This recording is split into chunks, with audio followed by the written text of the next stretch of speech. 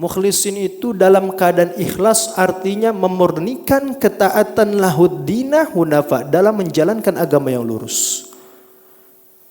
Jadi ayat ini memberikan penegasan kepada kita bahwa inti daripada segala amal yaitu adalah ikhlas. Bukan hanya sekedar menjalankan ritual, bukan hanya sekedar menggugurkan kewajiban, tetapi bagaimana seorang hamba dia meluruskan kembali niatnya yaitu adalah ikhlas karena Allah Subhanahu wa taala.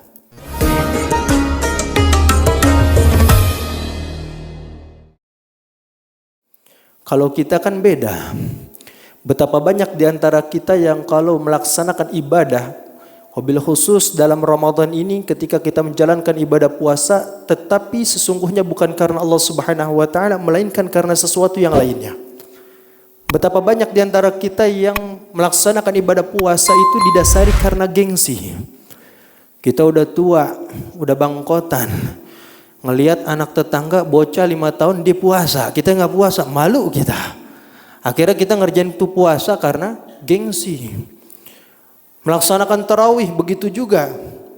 Hadir di masjid, ngelihat bocah di samping kita enak dia, hadir doang, duduk doang tapi dia. Salat mah kagak, hadir. Kepengen kita duduk. Nah, cuman kita merasa gengsi, masa iya gue kalah sama bocah.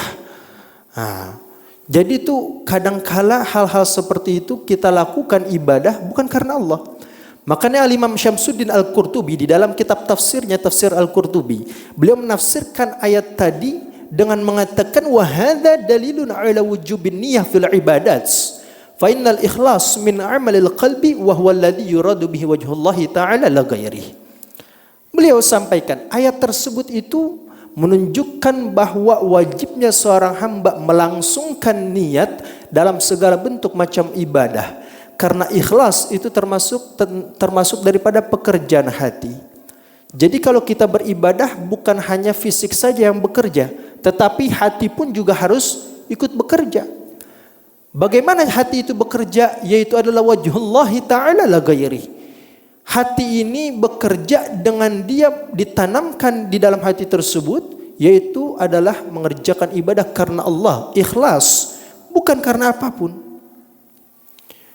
Al-Imam Al-Syekh Abu Zakaria Yahya bin Syarafuddin An-Nawawi Ad-Dimashqi di dalam kitabnya Riyadhus Shalihin, beliau mengawali pembahasan kitab hadis tersebut itu dengan babul ikhlas wa ihdarin niyyah fi jami'il a'mali wal aqwalil barizah wal khafiyah. Dalam kitab tersebut beliau membahas pertama kali tentang keikhlasan dan juga bagaimana seorang hamba menghadirkan niat dalam segala bentuk perbuatan ucapan baik yang nampak maupun yang tersembunyi. Adapun hadis yang pertama kali beliau sebutkan dalam bab tersebut yaitu adalah hadis yang sangat masyhur yang sering kali kita dengar, yang diriwayatkan dari jalur sahabat Sayyidina Umar ibn al-Khattab radhiyallahu ta'ala anhu warḍah, bahwa Nabi sallallahu alaihi wasallam sampaikan innamal a'malu binniyat. Segala amal itu tergantung bagaimana niatnya. Wa innama likulli imri'in ma nawa. Dan segala hasil usaha yang dilakukan oleh seorang hamba itu menyesuaikan dari apa yang telah dia niatkan sebelumnya. Kalau kita menjalankan ibadah niatnya karena Allah, maka Allah akan berikan ganjaran pahala. Tetapi kalau seandainya kita mengerjakan suatu ibadah bukan karena Allah, melainkan karena ingin dilihat oleh orang lain supaya kita dianggaplah ahli ibadah, dianggaplah kita seorang yang benar-benar taat menjalankan syariat agama, riya dalam beribadah semacam itu hanya berbuah hasil sia-sia. Betapa banyak di antara kita yang kalau seandainya melaksanakan ibadah, contoh, kadangkala ini ada orang-orang yang kalau sholat datang ke masjid itu karena dia tahu di depan rumahnya ada orang lagi suka ngumpul di situ. Akhirnya dia keluar ke masjid supaya dianggap apa? Masya Allah Pak Haji rajin bener dia sholat. Tiap hari ke masjid. Sampai-sampai ini kalau lagi pengumuman sholat Jumat itu kan sebelum khatib naik mimbar biasanya DKM menyampaikan apa?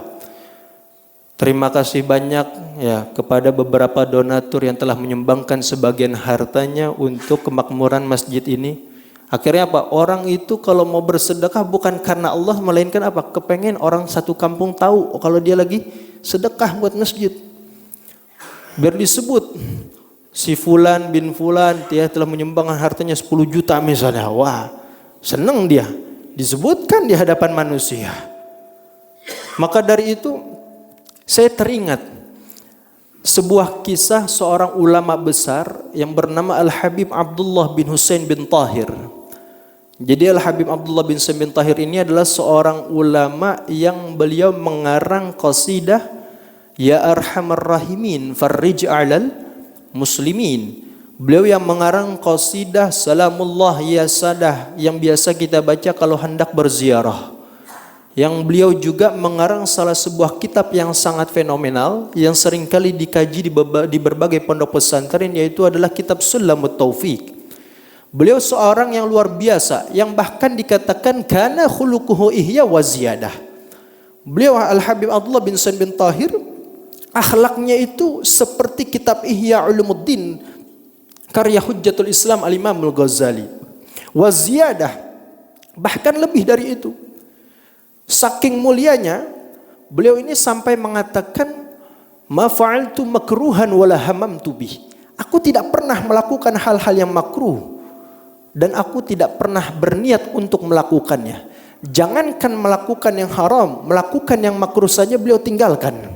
Jangankan melakukan yang makruh, niat untuk melakukannya saja beliau tinggalkan. Jadi orang tuh kalau mau melihat terjemahan kitab Ihya Ulumuddin, lihat tuh Al-Habib Abdullah bin Husain bin Tahir. Begitupun ketika beliau menuntut ilmu, beliau ini termasuk seorang ulama yang terkenal tidak mau menyia-nyiakan satu detik daripada waktunya. Jadi kalau beliau ingin makan, beliau panggil, beliau punya adik namanya Al-Habib Tahir bin Abdullah bin Tahir. Al-Habib Tahir bin Husain bin Tahir. Beliau panggil tuh adiknya. Diminta adiknya untuk apa? Membacakan kitab di hadapannya. Beliau Habib Abdullah bin Husain bin Tahir makan, adiknya Habib Tahir disuruh baca kitab. Supaya apa? Saat makan pun dia tetap mendengarkan ilmu. Jadi luar biasa. Seorang ahli ibadah, ulama besar, waliullah, qutbuz zamani. Tapi ketika datangnya bulan Ramadan, beliau itu panggil, kumpulkan anak-anaknya. Ditanya satu persatu.